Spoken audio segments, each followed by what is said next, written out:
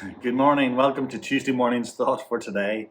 It's hard to believe it's Tuesday already. The week seems to be shooting through. Hopefully you're keeping well and you know the nearness and the presence of the Lord at this time.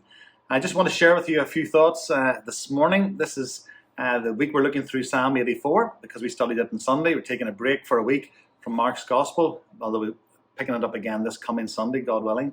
But we're looking really today at verses 3 and 4.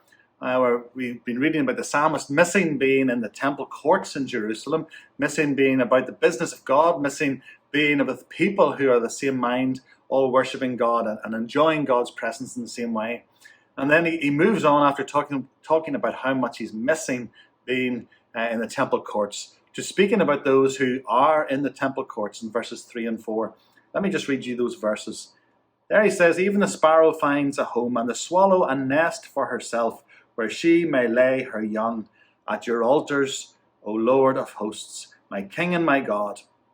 Blessed are those who dwell in your house, ever singing your praise." And I love this picture. He's picturing the swallow, he's picturing this little sparrow, although the word that's used in the Hebrew here is just a reference to a tiny bird. And so whoever was translating it felt that, well, sparrow is probably the smallest bird we have, so we'll call it the sparrow. But this idea of this almost small, insignificant bird is allowed to be in the temple courts, making a nest, raising her young, and the verse goes on in verse 4 to talk about those who are ever singing God's praise. And I want to think that he's talking about those who go into worship and they sing the praise of God in their own voices. But there's almost this idea that the birds are able to be there, make their nests, raise their young in the temple courts, and then, because they're birds, they're singing all the time to God's praise. This wonderful idea that the birds chirping and the bird song is also giving praise back to God. And it's lovely to see that the psalmist is thinking about and even envying this little sparrow, that this almost insignificant bird who is allowed into the courts of God and allowed to raise her young within the courts of God and allowed to sing his praise too. What a beautiful picture. But there's also this wonderful picture, isn't there, within God's word of how, as we thought just briefly on Sunday, that God's eye is on the sparrow, that no one is insignificant to him. And I love the idea that not a sparrow, we talk about falling to the ground, this idea of this, not a bird hits the ground, but God knows about it. And actually, you tease out the language there, it basically means every time the sparrow hops on the ground, every little hop it makes, every flight and jump on the ground is known by God.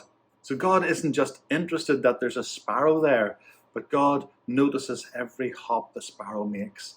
And if God notices the sparrow, whatever situation you find yourself in today, God is also very aware of you and your condition and your situation and how you're feeling at the moment. And I don't know how you are, and maybe there's some watching this today and you're having a lousy day. Maybe it started bad yesterday or a couple of weeks ago, or maybe even this is something that you've had for years.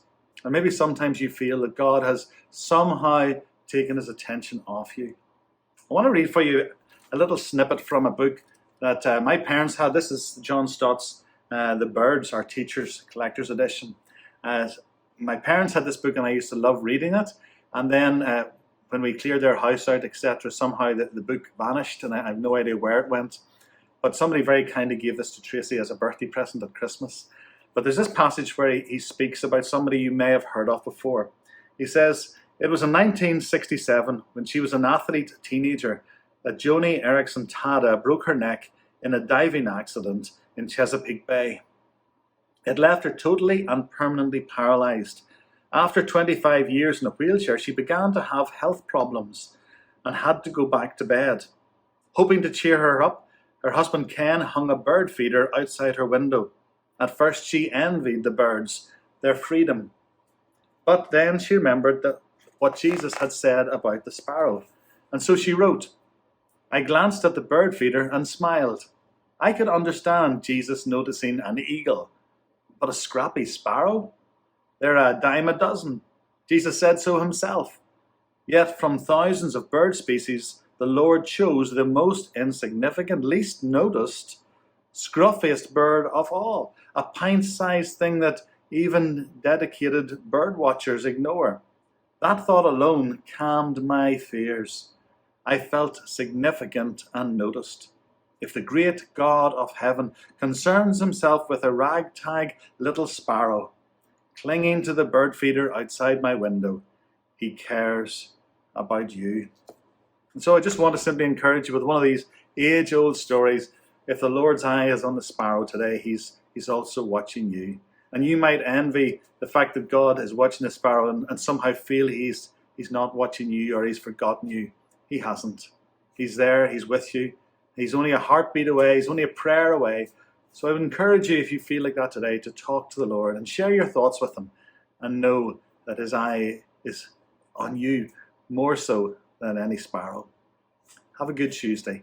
God bless. See you tomorrow.